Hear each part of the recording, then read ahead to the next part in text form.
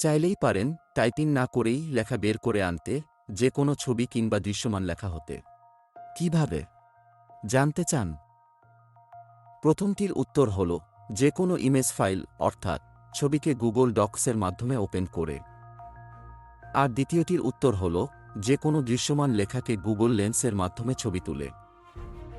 এবার চলুন দেখি কিভাবে ছবিকে গুগল ডক্স এ ওপেন করতে হয়। প্রথমে ব্রাউজারে গুগল ড্রাইভ লিখে সার্চ করে অ্যাপসটিকে খুঁজে বের করব।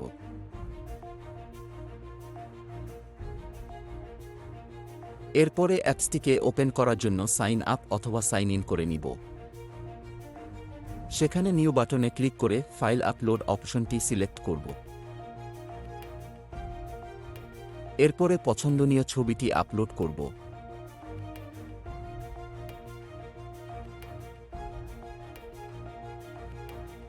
ছবিটি আপলোড হয়ে যাবার পর ওই ছবির ফাইলে রাইট ক্লিক করে ওপেন উইথ অপশনে গিয়ে গুগল ডক্সের মাধ্যমে ফাইলটি ওপেন করব। তো হয়ে গেল।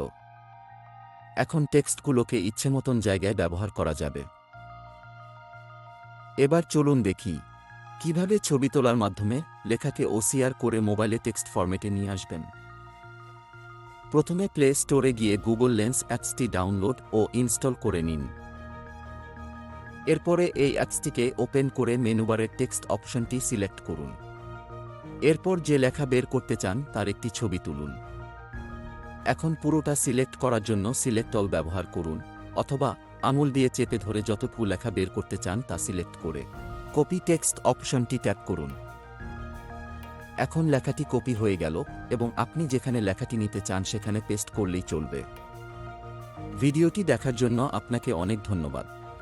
যদি ভালো লেগে থাকে তাহলে অনুগ্রহ করে লাইক দিন এবং এই জাতীয় আরও ভিডিও পেতে চ্যানেলটি অবশ্যই সাবস্ক্রাইব করে সাথেই থাকুন।